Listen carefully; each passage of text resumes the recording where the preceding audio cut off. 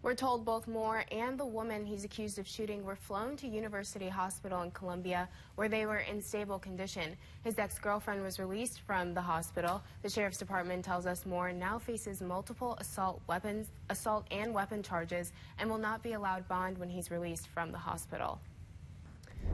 We've learned the pedestrian who died after being hit by a car last night was an MU student. Police say 21-year-old Logan Wernicke was in the street outside of a crosswalk. A Honda CR-V hit him around 7 p.m. It happened on College Avenue just south of Broadway. Police say the driver was 21-year-old Catherine Madigan. She was not injured. Officers say alcohol and drugs were not a factor. A Lyft driver is now in custody after he was charged with raping a woman who had ordered a Lyft ride in St. Louis in June. That's according to our sister station KSDK. Larry Ward was arrested at his home Thursday night.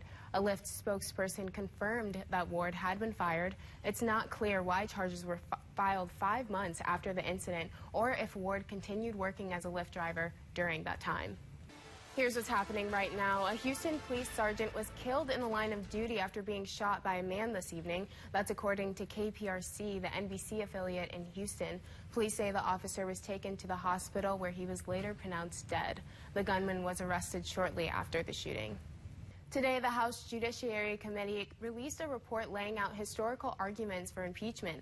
Committee chairman issued a statement accusing Trump of abusing his power, betraying national security, and corrupting elections. Nadler says impeachment is the only remedy for what he called misconduct. The House may introduce articles of impeachment as early as next week. The White House says it won't participate in the next impeachment hearing.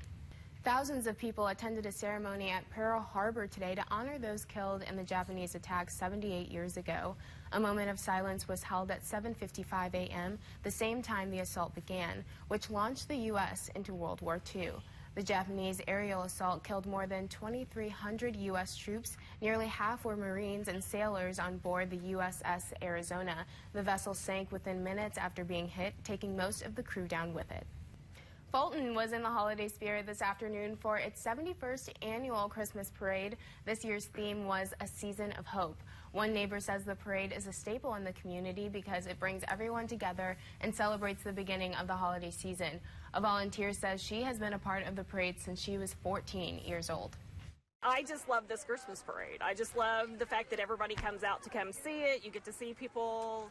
I love the floats that everyone does. You know, and I just think it's great. And our very own KOMU8 staff was also there to join in on the fun. There's Angie, Megan, Jordan, Matt, Tim, and not pictured is Jim. This wasn't the only mid-Missouri town that had a parade this morning. Parades also took over the streets in Jefferson City and Mexico. Take a look at this Santa helper, Jimmy Ryder. He delivers Christmas trees by bike, and for an added fee, he'll even dress up in a Santa suit. Ryder says it's pretty obvious he's not the real Santa because he doesn't have a beard or a belly, but he enjoys bringing joy to people who don't have the opportunity to get the tree themselves. And yes, he says people do give him cookies and milk. That's pretty fun. Not a bad gig. Yeah.